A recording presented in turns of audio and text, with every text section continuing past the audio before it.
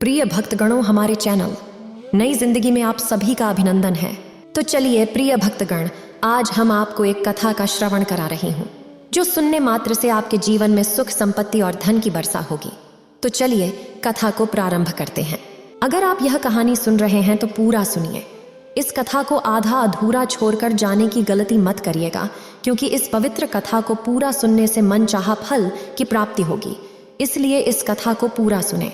आप शिव भक्त हैं तो भोलेनाथ का अनादर ना करें। भगवान शिव माता पार्वती से कहते हैं, मन का डर खत्म हो जाएगा अगर इस कहानी को सुनेंगे। तब माता पार्वती कहती है, हे प्राणनाथ, मन का डर क्या होता है? फिर भगवान शिव कहते हैं, जन कल्याण के लिए जरूरी है, इसलिए आप इस कहानी को सुने, जिससे आपको मालूम हो जाएगा कि मन का डर क्या है। तो चलिए कहानी प्रारंभ करते हैं। एक बार एक सन्यासी जंगल के रास्ते से गुजर रहे थे। उस रास्ते पर सन्यासी को एक आश्रम दिखता है, जिसमें कुछ साधु संत मंत्र उच्चारण और हवन इत्यादि कर रहे थे। सन्यासी उन संत को देखकर उस आश्रम के द्वार पर पहुंचते हैं और खड़े हो जाते हैं। सन्यासी की उपस्थिति कुछ ऐसी होती थी कि उन्हें कोई भी नजरअंदाज नहीं कर सकता था। यहाँ तक कि उनके शत्रुओं भी उनकी तरफ आकर्षित होने से खुद को रोक नहीं पाते थे, परंतु वे अपने अहंकार के कारण सन्यासी का विरोध करते थे और उन्हें अपना शत्रु मानते थे। सन्यासी आश्रम के द्वार पर खड़े थे। सभी संत अपने कार्यों में व्यस्त थे, परंतु सन्यासी की उपस्थिति इतनी प्रभावशाली थी कि कुछ क्षण बाद अपने आप ही उन संत का ध्यान उस द्वार की ओर चला जाता है और वे सन्यासी को देख लेते हैं। कुछ क्षण के लिए तो वे संत सन्यासी को देखते ही रह जाते हैं, मानो जिस ईश्वर के लिए वे संत तप कर रहे थे, वह ईश्वर स्वयं उनके सामने आकर खड़ा हो गया हो। उस आश्रम के गुरु का नाम कश्यप था। वह सन्यासी से आग्रह करता है कि वे आश्रम में प्रवेश करें। उस समय कश्यप की बहुत ख्याति थी। उन्हें एक ज्ञानी संत माना जाता था। उनका बहुत आदर सम्मान सभी करते थे। फिर कश्यप संत सन्यासी से उनका परिचय पूछते हैं। तब वह सन्यासी कश्यप को अपना परिचय देते हैं। वह कहते हैं, मैं बुद्ध हूँ। जैसे ही कश्यप और उनके संत को उस सन्यासी का परिचय पता लगता है, उनका बुद्ध के प्रति व्यवहार बदल जाता है। यहाँ पर एक बहुत जरूरी समझने वाली बात है। जब तक उन संत को पता नहीं था कि बुद्ध कौन है, तब तक तो वे बुद्ध के प्रति आदर भाव कोई मतलब नहीं था। लेकिन जैसे ही उन्हें सन्यासी का वास्तविक परिचय मिलता है, उनका व्यवहार बुद्ध के प्रति बदल जाता है। फिर भगवान शिव कहते हैं, पहले वे संत बुद्ध को वास्तविकता की नजरों से देख रहे थे, जो उन्हें दिख रहा था। लेकिन अब जैसे ही उन्हें बुद्ध का परिचय पता लग जाता है, उन्होंने अपने विश्वास की नजरों से उन्हें देखना शुरू कर देता है और यहीं पर वे वास्तविक बुद्ध से चूक जाते हैं। विश्वास की नजरों से देखने का अर्थ है, उन संत ने बुद्ध को देखने की बजाय बुद्ध के प्रति जो विश्वास उन लोगों ने अपने मन में बना रखे थे, उन्हें उसी तरह देखना शुरू कर दिया था। फिर कश्यप बुद्ध से पूछते हैं, अच्छा तुम वही हो जो ईश्वर को नहीं मानते? बुद्ध उत्तर देते हैं, हाँ, मैं ईश्वर को मानने पर विश्वास नहीं करता हूँ। मैं ईश्वर को जानने पर विश्वास करता हूँ। जो तुम मानते हो वो गलत हो सकता है, लेकिन जो मैं अनुभव करता हूँ उसे गलत करने का कोई तरीका नहीं। जिस बात का तुम्हें अनुभव ही नहीं, उस बात का दावा करना मुझे लगता है व्यर्थ है, और जिस बात का तुम्हें अनुभव हो, मुझे नहीं लगता कि उसका दावा करने की आवश्यकता है। बुद्ध के द्वारा कहे गए ये शब्द बहुत गहरे थे। वहां उपस्थित सभी संत बुद्ध के शब्दों को सुनकर सोच में पड़ जाते हैं। वह सभी अपने अहंकार को बचाने के लिए चुप रहते हैं, लेकिन एक टक से बुद्ध को देखते रहते हैं, क्योंकि इस तरह से बोलने वाला और अपने अनुभव की बात करने वाला उन सभी संतों ने पहली बार कोई व्यक्ति देखा था। कश्यप भी बुद्ध की बात सुन विचलित हो जाता है। प्रश्न अगर सही हो, बात अगर अनुभव की हो, तो वह किसी को भी विचलित कर सकती है। फिर कश्यप बुद्ध से कहता है, रात ज्यादा हो गई है, इसलिए इस विषय में वार्ता हम कल करेंगे। अभी आप मेरी कुटिया में जाकर विश्राम करिए।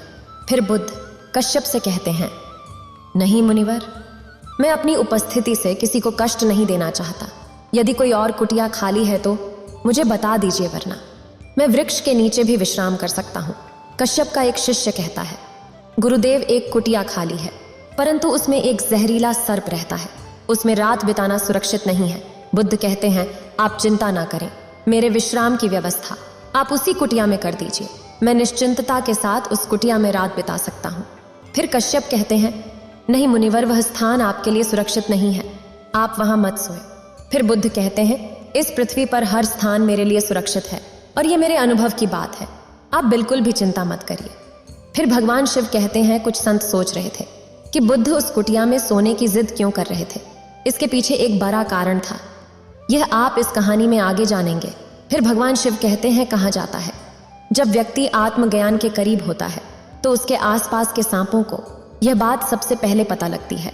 बुद्ध जब ध्यान में लीन होते हैं, जब वे आत्मज्ञान के करीब होते हैं, तब उनके शरीर पर भी सांप चलते हैं। फिर कश्यप ने बुद्ध का आसन उस कुटिया में लगा दिया जाता है। बुद्ध उस कुटिया में जाते हैं और ध्यान की अवस्था में बैठ जाते हैं। कुछ समय बाद जब बुद्ध अपनी आंखें खोलते हैं तो देखते हैं कि उनके सामने एक काले रंग का सांप फन फैलाए बैठा हुआ है। बुद्ध उस सांप से कहते हैं, मित्र, अब यह स्थान तुम्हारे लिए सुरक्षित नहीं रहा है।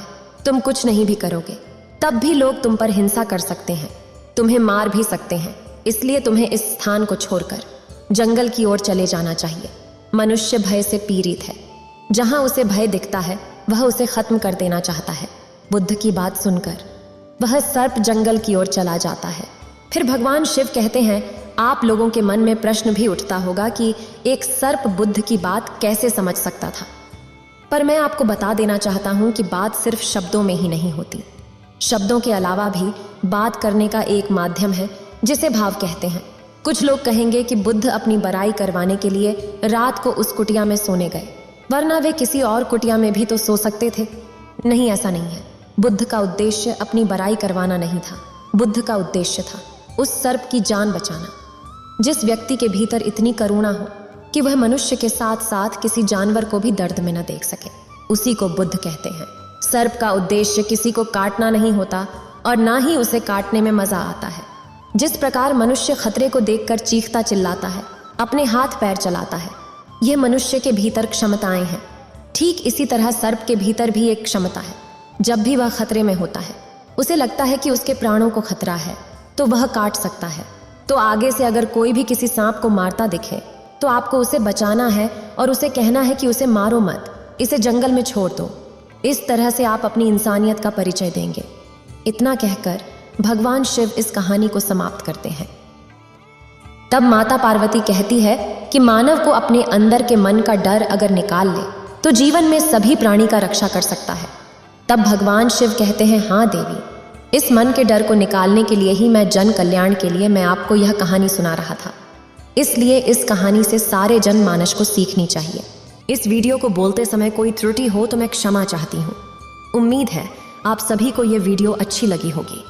अगर आप शिव के सच्चे भक्त हैं तो चैनल को सब्सक्राइब और वीडियो को लाइक करके कमेंट में हर हर महादेव लिख दीजिए।